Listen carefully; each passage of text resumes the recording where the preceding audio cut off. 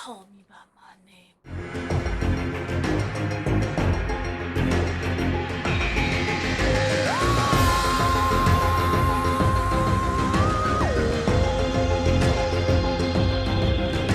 Hello and welcome to Whovian Wednesday. Today we are talking about Series 12, Episode 2, Spyfall Part 2.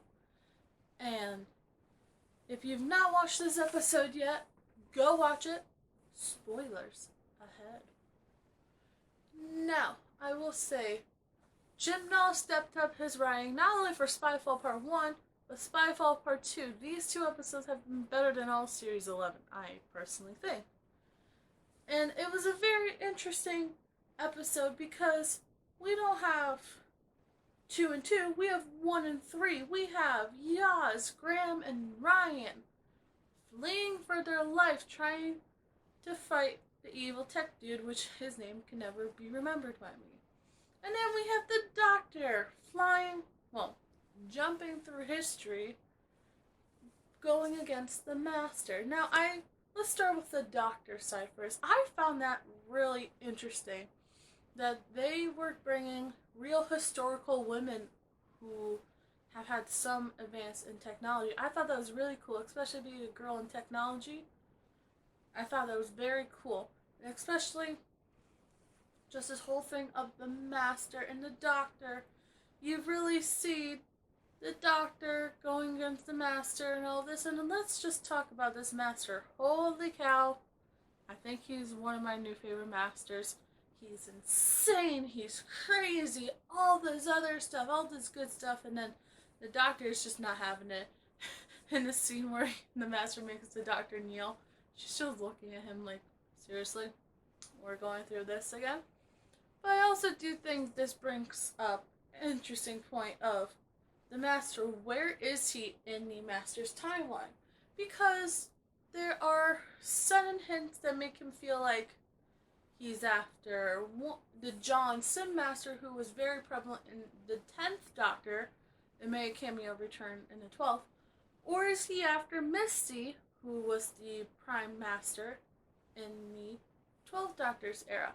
Because his insaneness, the whole part when they're in France, doing the taps on the machine, being the heartbeat, that was a heartbeat, aka the drums inside the Master's head. It's one of those things because the Master's drum beat was really prevalent in not Series 10, with the 10th Doctor. And then it kind of faded away with Misty. So is this someone who's right after, where the drums are still crazy? And especially he's crazy and all this other stuff. And I just feel like this episode, with the time jumping and the Master being in a Nazi uniform, with the procession filter to make him now look color skin, which was really interesting, especially because this is our first colored skin Master, and he's already gone insane. He's already done crazy stuff, and now he's a Nazi and all of that other fun jazz. But seeing these two historical figures in technology for real, I think this is the kind of like history thing I kind of want from Doctor Who, like real people, not like fake-ish people, if you get what I'm saying, like someone, or like well-known people, because I didn't know about these two, and then bringing these two names, it brings a front for, especially with the the founding woman of like the whole computer thing. It's a very interesting concept, and I do praise Chibnall for bringing that type of history in here, or her story. Anyways, so, and can we just talk about the Master's TARDIS? Chibnall, why a house? Out of everything you could have picked, yes, I guess the house that we meet the Master, aka Owen, without us knowing that that is the Master, but still, you had to keep it as a flying house. What is this? I was gonna say Wizard of Oz, but I don't think that's one where the house flies. If you remember a movie with the house flying, please let me know in the comments and we'll just say that's what it is. Because I found it very weird, especially when you drop a freaking house in the middle of Paris in a war. Like, whose great idea was like, you know what? Let's keep the Master's TARDIS unable to change. Now, this is another key thing going back about where the Master is in his timeline that makes me feel like this is after John Sim. Because in the Doctor Falls, the Series 10 finale, we see when after Missy shot the John Sim Master, he's going back down to his TARDIS because, you know, Missy gave him the part for the TARDIS, where we never knew if Missy had a TARDIS, and if she did, we saw her dead, so she couldn't use it unless somehow she came back to life. So this makes me feel like even more, plus the drums and all this, that this might be right after the John Sim Master, and I kind of hope a little bit because, again, the whole arc with Missy, you just destroyed a chip now. This is after Missy. But I feel like the whole TARDIS thing might make it like we're right after John Sim or somewhere between John Sim and Missy, because there's a scene in the Doctor Falls where they're dancing and he's like, so I'm gonna be a woman, and she's like, oh, that's like, they're talking and she doesn't remember turning into a woman and doesn't realize that. So and that's why I believe, and she doesn't remember who came before her. Could be this one, could be a different one. We just don't know. So, and then we see the Doctor like jumping more. Now, Ryan, Yaz, and Graham. It was very interesting watching the three of them. It kind of felt like you threw kids in a candy shop, aka the candy shop was the whole laser gadgets and everything, but you're telling everybody that you're gonna be killed by like a chocolate pipe. It was very it felt very serious yet whimsical. And laser shoes. Laser shoes! I don't know if that's the most stupid or the best idea ever to have lasers in shoes. We'll let you guys decide if it's really stupid or really smart to have lasers in shoes. Otherwise, I thought it was so funny with Graham trying to like shoot everybody with the lasers. Yaz felt like she had a little stuff to do, but again, Yaz feels a little lacking still. And then Ryan. Oh my gosh, Ryan. Rule number 1, don't announce your plans. And what does Ryan do? Oh, announces the plans. Like, really, Ryan? Like, think for once if you can. But otherwise, this whole idea of these three being the most hunted down people, where any little thing they do on grid, anything, they will get caught. It almost reminds me of this show that was back in the day. It was like a game show where these contestants had a briefcase and they had to hide it, and then they had to hide from police for 24 hours in order to win the money. I don't remember what the show was called, but that is what it kind of felt like. Like any slight thing on grid, you could be caught, and the whole risking. So we see Ryan, Yaz, and Graham go to London under, like, not being caught, and then we have the mom of the tech dude, and he freaking kills his own mother. After this whole like little thing of like, you're not proud of me, this and the other. Like a snarky kid type thing, honestly. That's what I felt. But it was very interesting, and especially with like this whole thing of the press conference. The whole email thing. First off, was it email or text message? One of those two. It was brilliant. Like, every person has some type of cellular device. Well, most people. There's still some who don't. But it's just this whole idea of, you know, technology is something that's gonna probably overrun us at one point, and everything. It's doing a lot for us and everything. But we see, you know, these, oh god, the white lights. I am horrible at remembering like main villains' names and like people's name of the episode if I can actually pronounce them or remember them correctly. So we have the white lights, as I call them. They have a proper name. My brain is farting on what their name is. But we have Ryan, Yaz, and Graham in the warehouse with the mother. Also, side note, all of the phone calls with the iPad video things were crazy. And then I can't believe I forgot this. The plane crash. Actually, we'll get back into the plane crash when we get to that point where it all starts up. So we see all these white things. They come alive. They're trying to kill humanity. But of course, the doctor, her sneaky self, saves the day again and confronts the master and all of that. And then we have the master getting trapped in that world by the white lights. And that's where we leave him.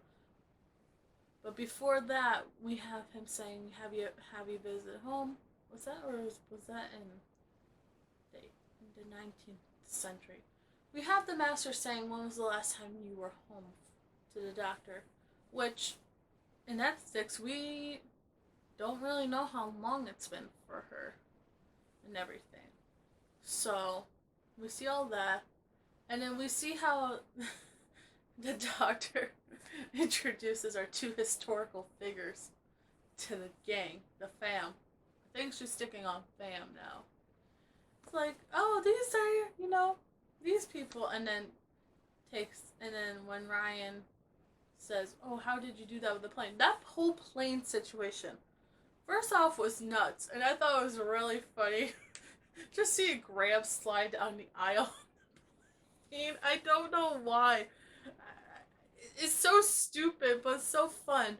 But just the whole thing of how she was able to do it on an app. And I think that's one thing maybe we don't realize.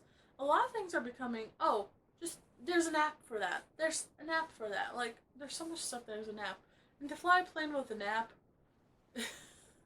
was silly, but I thought it was really clever how she was able to help build that plane, put those little plates on there for Ryan. And how does she know Ryan was going to do that? What if somehow by odd chance it was Yaz or Graham and all of that? It was just very interesting. Maybe Ryan, because he saw that and everything. And the whole video thing, it's don't panic, especially you, Graham. And Graham, stop, just stop talking to the screen because this is a recording. I thought that was all very fun. It kind of felt like a Blink moment, only without the transcript. So yes, then we have the conclusion. Everybody does not get taken over by white lights. And then we have the doctor visiting Gallifrey. And oh my god! Chibnall, first you pull our heartstrings with the master as O. O being the master, the tissue compression later. Which I thought that was very fun in the 19th century. I have this thing with the master. And I love the master's outfit in that era. Oh my god, that was an amazing outfit. But anyway, sidetracking, Gallifrey. Gallifrey is destroyed. And apparently the master did it. Which, again, makes me think it's after John Sim. Because John Sim was taken by them. Unless the rage was because of the Timeless Child thing. Which gets re-announced after a season, because I think it was episode 2 in series 11 we heard about this Timeless Child. It was, oh my god, seeing Gallifrey, seeing the Doctor hurt, especially when they tried to put it in the time walk. This damage is worse than, if you see, some pictures of it from, the Day of the Doctor, the globy thing is more destroyed now than it was. You can't feel almost sad for the Doctor. You have to feel sad for her. You think she saved it and then destroyed it, and all this, and the whole thing with the Master, setting up, the hologram thing, oh, if you're seeing this, you've been to Gallifrey, just the whole thing. And I really hope this Timeless Child thing is actually explained Chibnall, don't leave us with saying, "Oh, the timeless child," and never explain it. I don't care if you take until episode 10 now or 11, but just like just tell us what this timeless child is and all that, and how does it affect Gallifreyan history? You know, it feels like this. I feel like Chibnall's like messing with Gallifreyan history now. And then at the end we have, finally in Siri in this Doctor, she gives them the spiel about who she is. Like every Doctor, we get that. I'm not sure, 100% sure if Bill gets it. The Series 10, but we at least know she's from Gallifrey. She's a Time Lord, and they just seem a little stunned. But again, I mean, they were making connections because Graham, if you recall, when they're all Graham, Ryan, and Yaz are all sitting around in that like housey thing, they were Graham was talking about, in the Woman Who Fell to Earth, that the Doctor told Grace and Graham, not Ram, Grace and Graham, that she was just a man and all this stuff. And I think maybe, hopefully, there's not overdrawn, but like the Graham trying to figure out a little bit more, especially because the Master said, "Oh, and boy," and all that stuff. And then they asked to see her home, and she's like, "Well, maybe another time." Just profounding, showing them the destruction of her planet. And I don't think, other than maybe Clara, we've had a companion on Gallifrey.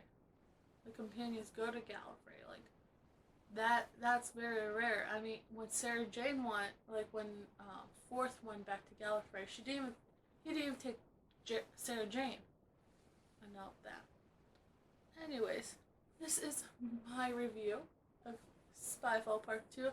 Overall, very good episode, and I hope Chibnall keeps up this writing, because if he does, then I will really enjoy Series 12. I have so far, and hopefully it can only get better.